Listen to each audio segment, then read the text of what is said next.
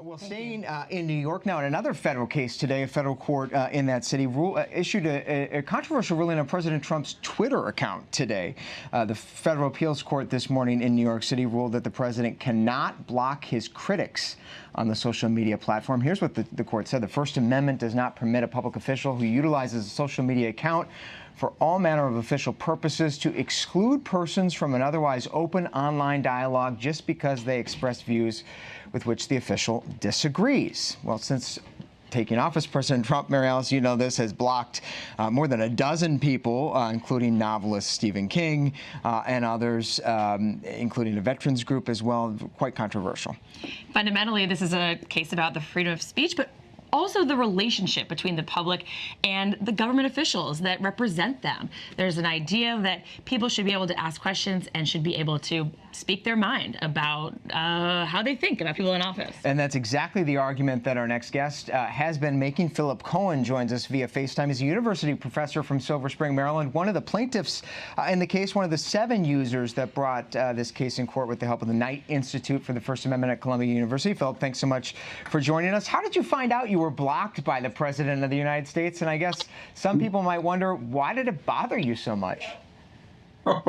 Well, I was in the habit of tweeting in response to his tweets, criticizing his policies and his various things about his presidency, generally focusing on his corruption, incompetence, heartlessness, ignorance, like a citizen does.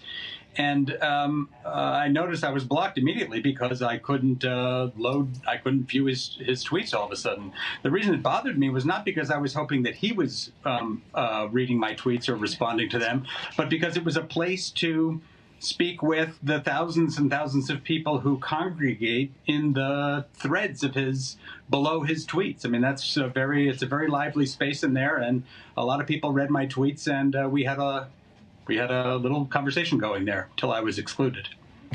I want to bring in our reporter, Aaron Katursky, who's been covering this case. We don't have Aaron. We were hoping to, because it's a complicated case, so we are going to have to return to Professor Cohen. You can help us explain, how did you read this court's decision? Help us break it down. What was their reasoning? Well, this is exactly what we were hoping for. The Trump and the Department of Justice that's representing him had sort of argued that when Trump tweets, they acknowledge that's official business.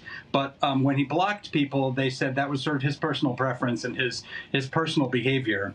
And it's really new territory because increasingly government officials are communicating with the public on these private platforms, and we have to do some work to bring the First Amendment to bear in these environments. The principle here is that if the government or a government official establishes what's called the public forum, then they can't exclude people from that forum on the basis of their views.